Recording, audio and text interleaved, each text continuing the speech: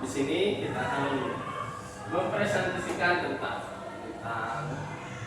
gulat dalam perspektif Islam. Sebelum kita memasuki materi, perkenalkan nama saya Rifayana Nitya.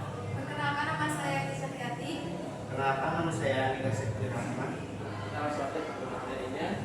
Latar belakang.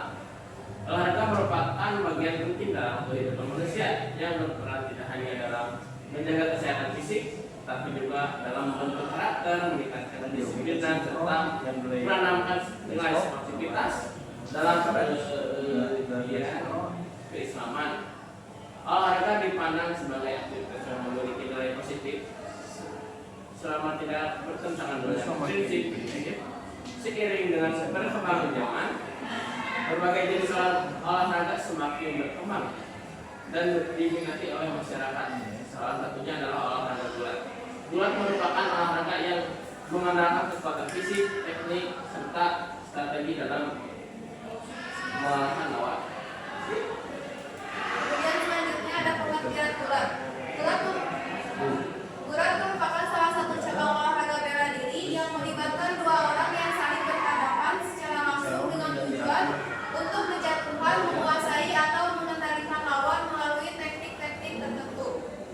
Teknik tersebut meliputi seperti pegangan, bantingan, kuncian, serta berbagai strategi tubuh lainnya yang dilakukan tanpa menggunakan alat bantu. Olahraga ini sangat mengandalkan kekuatan fisik, keseimbangan tubuh, kelincahan, serta kecerdasan dalam membaca gerakan lawan. Dalam pelaksanaannya, gulat juga menuntut adanya koordinasi tubuh yang baik serta kemampuan mempertahankan posisi agar tidak mudah dikalahkan oleh lawan. Baik, selanjutnya ada sejarah perkembangan olahraga gulat di dunia. Di zaman kuno, gulat sudah ada sejak ribuan tahun lalu. Bukti ditemukan di lukisan gua di wilayah Mesir kuno dan Mesopotamia sekitar 3000 Masehi. Saat itu gulat digunakan sebagai latihan fisik dan militer. Di zaman Yunani kuno, gulat menjadi olahraga penting di Yunani kuno dan masuk dalam ajang Olimpiade sekitar 708. Gulat dianggap sebagai sebuah kekuatan dan teknik. Di zaman Romawi kuno, bangsa Romawi mengembangkan gulat dari Yunani menjadikan hiburan populer dalam kehidupan publik. Dalam abad pertengahan hingga modern, gulat berkembang secara lokal dan berbagai negara dengan gaya tradisional masing-masing seperti di Eropa dan di Asia. Di zaman era modern, gulat menjadi olahraga internasional dengan aturan baku pada Olimpiade modern sejak 1896. Gulat resmi dipertandingkan dengan dua gaya utama, Greco-Roman dan freestyle. Sejarah gulat dalam perspektif Islam. Dalam perspektif Islam, aktivitas fisik seperti gulat digunakan pada masa awal perkembangan Islam. Hal ini dapat dilihat dari berbagai riwayat yang menjelaskan bahwa olahraga yang melatih kekuatan fisik merupakan bagian dari upaya menjaga kesehatan tubuh yang dianjurkan dalam Islam. Aktivitas semacam ini dapat hanya dipandang sebagai hiburan, tetapi juga sebagai sarana untuk meningkatkan kekuatan dan kesiapan diri, baik dalam kehidupan sehari-hari maupun dalam menghadapi tantangan dalam kajian keislaman di Indonesia. Olahraga dipahami sebagai bagian dari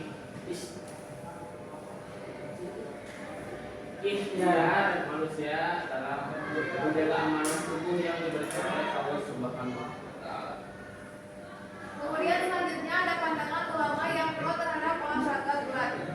Sebagian ulama berpandangan bahwa olahraga gulat pada dasarnya dibolehkan selama tidak disertai dengan unsur-unsur yang bertentangan dengan syariat.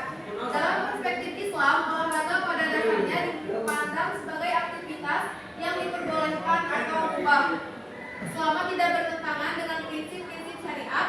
Banyak ulama berpendapat bahwa olahraga termasuk gulat memiliki manfaat besar dalam menjaga kesehatan fisik dan mental manusia. Hal ini sejalan dengan firman Allah Subhanahu wa Ta'ala yang memerintahkan manusia untuk menjaga diri dan tidak menjadikan diri dalam kebinasaan. Selanjutnya Terdapat pula kalangan ulama yang cenderung tidak memperbolehkan atau memberikan penilaian negatif terhadap praktik gulat, terutama jika tidak sesuai dengan prinsip-prinsip syariat Islam. Salah satu alasan utama adalah karena dalam olahraga gulat terdapat kontak fisik yang sangat intens antara dua individu yang berpotensi melanggar batasan aurat dan norma kesopanan dalam Islam.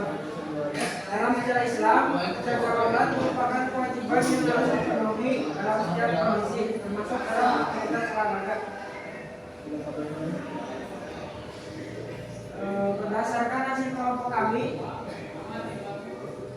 kajian dan pembahasan yang telah dilakukan, kelompok kami terdapat bahwa olahraga gulat pada dasarnya diperbolehkan dalam Islam selama dilakukan dengan memperhatikan batasan-batasan syariat. Hal ini didasarkan pada prinsip bahwa segala bentuk aktivitas amalah pada dasarnya boleh dilakukan selama tidak terdapat larangan yang jelas. Oleh karena itu, gulat dapat dipandang sebagai aktivitas yang sah selama tidak mengandung unsur yang bertentangan dengan nilai-nilai keislaman. Kelompok kami juga terdapat bahwa olahraga gulat memiliki banyak manfaat baik dari segi fisik maupun mental. Gulat dapat meningkatkan kekuatan tubuh, melatih keseimbangan, serta mengembangkan ketangkasan dan daya tahan. Sekian presentasi dari kita tentang gulat menurut perspektif Islam dan ekonomi. Wassalamualaikum warahmatullahi wabarakatuh.